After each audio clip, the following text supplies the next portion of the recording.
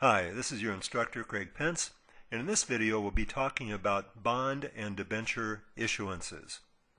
Bonds and debentures are just certificates that document a loan that has been made by an investor to the business.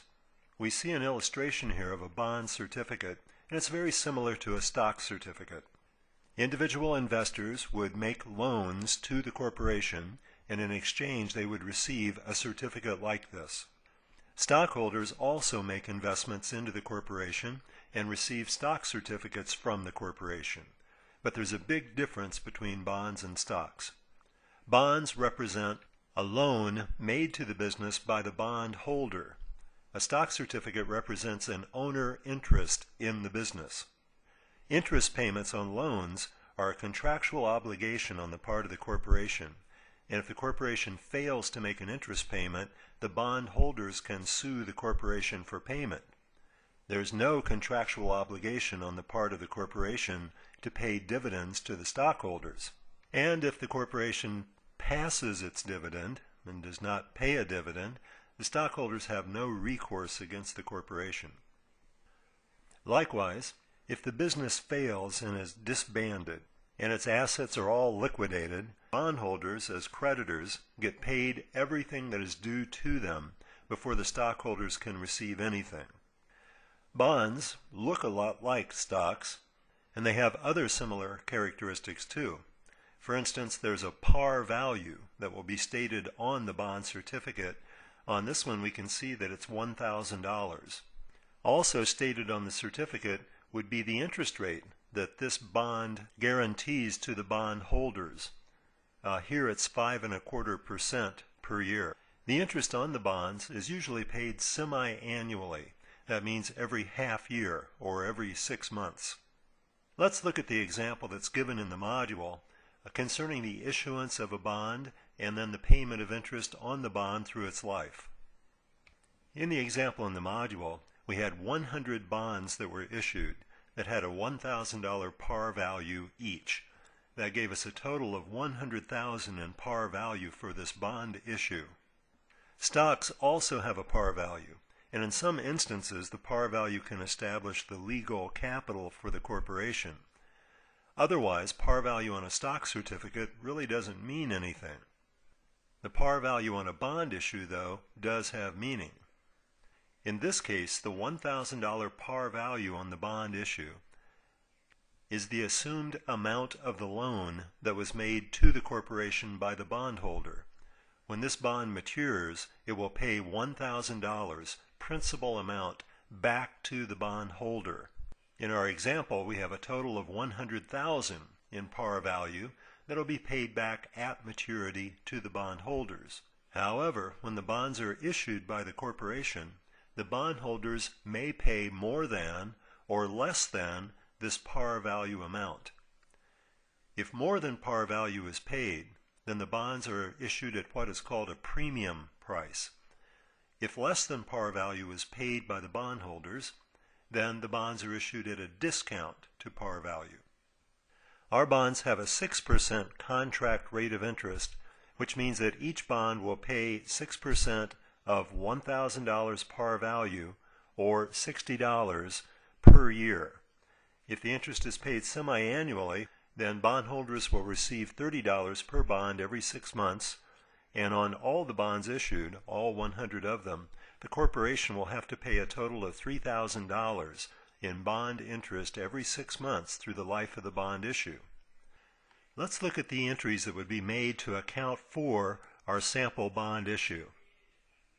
When the bonds are first issued, the corporation receives cash from the bondholders and then delivers the certificates to them. Remember, the bonds can be sold for par value, more than par value, or less than par value.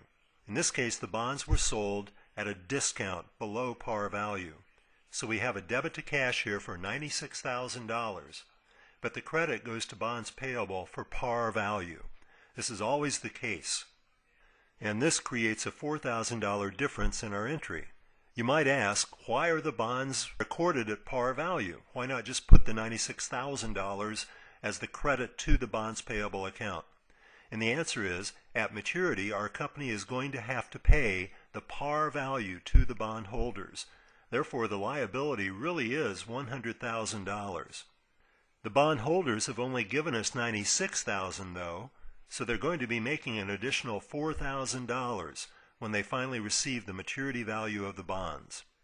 This $4,000 is the discount on the bond issue, and to the bondholders it's going to represent additional interest income. The bondholders will be receiving a cash interest payment every 6 months while they hold the bonds, but then at maturity they're going to be getting back $100,000 when all they invested was $96,000. The additional $4,000 is going to represent additional interest income to them, and it will represent additional interest expense to the company that issued them. Well, since we're going to record the bonds at their par values, which is their maturity values, and debit cash for the amount received, then the debit difference in our entry is going to go to some account or other. And the account that we use is one that's called Discount on Bonds Payable. Now, as we just explained, that $4,000 discount represents additional interest expense to our company. So you might wonder why we aren't simply debiting interest expense here instead of this discount account. Well, there is a reason, and it's based on one of the tenets that underlie all of accounting principles. In this case, the matching concept. The matching concept tells us the revenues and expenses are to be recorded in the periods in which they are earned and incurred, and that way they can be matched up together on that period's income statement. Therefore, we don't want to record the $4,000 as interest expense now, and the discount account is not an expense account. If we were to prepare a balance sheet for our corporation, we'd see the following. The bonds payable would be listed as a long-term liability, and then directly beneath the bonds payable account would be our discount account. The discount account is a contra account to bonds payable, and since it has a debit balance that would be contra to the credit balance in bonds payable, the two would be netted out, and the carrying value for the bonds would be $96,000 on the balance sheet. Note that since the bondholders paid us $96,000 for these bonds, the $96,000 would represent their current market value. But remember, in 2 years the bonds mature, and then we'll have to pay the par value to the bondholders, $100,000. By that time, the entire $4,000 will represent interest expense that has been incurred over the 2 years. In 6 months, it'll be time to make our first interest payment. The bonds have a contract interest rate of 6%, which means they'll pay $6,000 per year. But if the payment is done semi-annually, then $3,000 is what will be paid to the bondholders every 6 months. Therefore, we'll record a credit to cash for $3,000 with a debit to interest expense for $3,000. But then we would stop and say, 6 months worth of this discount must have become interest expense. We have 4 6-month periods that we'll be going through in the life of the bond issue. So 6 months interest would be equal to 1/4 of the balance in the discount account. And if we record 1/4 of the $4,000 as additional interest expense now, then we'll need another debit to the interest expense account. We can't credit cash since no cash is being paid out now. We'll credit the discount account instead. Now our discount account has a debit balance, so as we credit it, the balance will fall. And if we were to do the balance sheet again, we would see that the balance in the discount account is now $3,000, and the carrying value of the bonds is now up to $97,000. The $4,000 discount amount is being recorded now as interest expense, but it's being done evenly through the life of the bond issue, period by period, as we pay interest. This means we are following the matching concept and recording the discount as expense in the periods in which it is being incurred. Writing off the discount account balance this way and recording interest expense is referred to as amortizing the discount account. And since we're dividing by 4 semi-annual interest periods in the life of the bond issue, the method that we're using here to amortize the discount is called the straight line method. This is obviously very similar to straight line depreciation. This is the process that will follow period by period by period through the life of the bond issue. So here at the end of the year, we'll again pay $3,000 in cash interest, and we'll again amortize $1,000 of the discount and record a total of $4,000 in interest expense. The balance in the discount account will now fall to $2,000, and the carrying value of the bonds will go up to $98,000. When we reach the end of the third interest payment period, we'll do it all again, and the balance in the discount account will fall to $1,000. The carrying value will rise to $99,000. At the end of the fourth interest payment period, bonds mature. We'll record the payment of the last interest amount to the bondholders, which means we'll amortize the last of the discount account balance. And at this time, the bond's carrying value will be equal to par value, $100,000. And this, of course, is the liability that we truly have on the maturity date. It's equal to par value. Well, the only thing left to do is to record the final payment of the bonds. So we'll need a debit to bonds payable for $100,000 and a credit to cash for $100,000. The bondholders have now received the par value of the bonds. We have nothing left to report on the balance sheet, so our carrying value for the bonds has now gone to zero. Let's see what would happen if the bonds were issued at a premium instead of a discount. In this case, when the bonds are issued, let's say we receive $104,000 for them. That means the debit to cash is for $104,000. The credit to bonds payable, as always, is for par value, $100,000. That gives us a credit difference in the entry.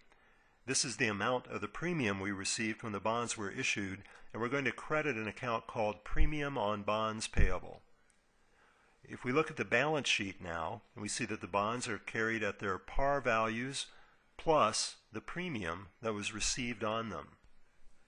So once again, we have the bonds carried at their market value initially on the balance sheet.